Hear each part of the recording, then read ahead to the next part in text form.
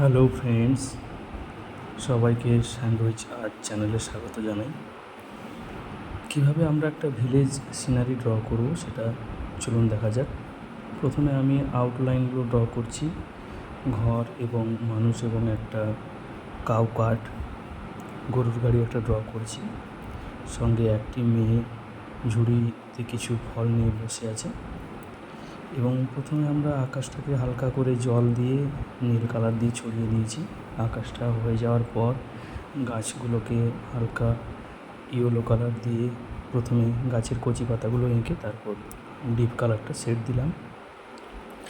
সাথে সাথে পাশে যে ঘাস এবং পাতাগুলো ড্র করার পর আমি একটু মাটিটাকে হলুদ কালার দিয়ে জল দিয়ে একটু গুলিয়ে তারপর বাড়ির চালটা ড্র করলাম এবং তারপর গাছের ডালগুলোকে একটু ডিপ ব্ল্যাকের সাথে একটু ব্রাউন মিক্স করে ওটা টেনেছি। টেনে দেওয়ার পর আস্তে আস্তে করে আমরা মাটিটাকে একটু ব্রাউন কালার দিয়ে একটু পাথর এবং তার সাথে ঘাস একটু এঁকে ফেললাম এবং গ্রাউন্ডটাকে একটু হালকা ঘাস দেওয়ার জন্য একটু সবুজ কালার মিশিয়ে হালকা করে টেনেছি।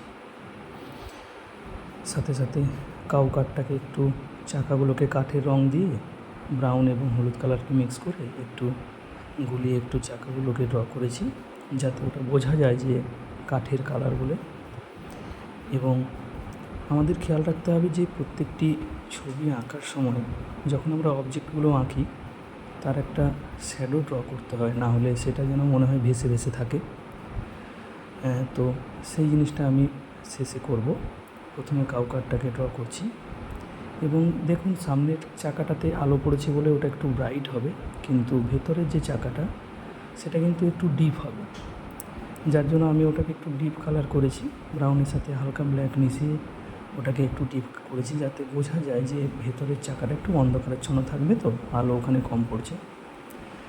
তো এইভাবে আমরা দেখুন এই যে শেডটা দিলাম, ওই গরুটা হাঁটছে এবং চাকার সাইডে দেখুন একটা শ্যাডো হালকা করে শেড দিয়েছি, যাতে অবজেক্টগুলো বোঝা যায় যে হ্যাঁ মাটিতে চলছে। কারণ ওদের শ্যাডো না থাকলে বুঝতে পারবে না যে ওগুলো মাটিতে আছে না ভেসে ভেসে ভাসা ভাসা এরকম একটা ভাব মনে হবে।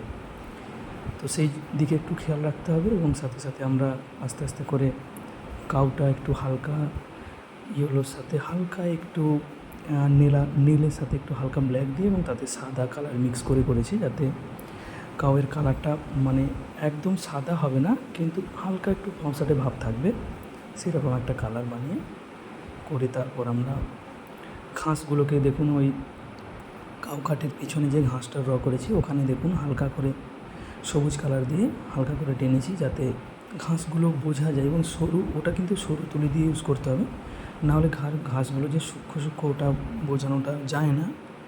তো সেখানে একটু খেয়াল রাখতে হবে, যখন তুলিটা বোলাবেন হালকা একটু জলটাকে শুকিয়ে নেবেন এবং তার সাথে ঘাসগুলোকে ড্র করবেন, তাহলে দেখবেন যে ঘাসগুলো দেখতে ভালো লাগবে। তো সাথে সাথে মেয়েটাকে ঝুড়িটা বানালাম এবং ঝুড়ির সাথে ওই পাথরটাকে দেখুন এঁকেছি, ওখানে একটু হালকা ডিপ কালারটা দিয়েছি যাতে পাথরটা ঠিকভাবে বানায়।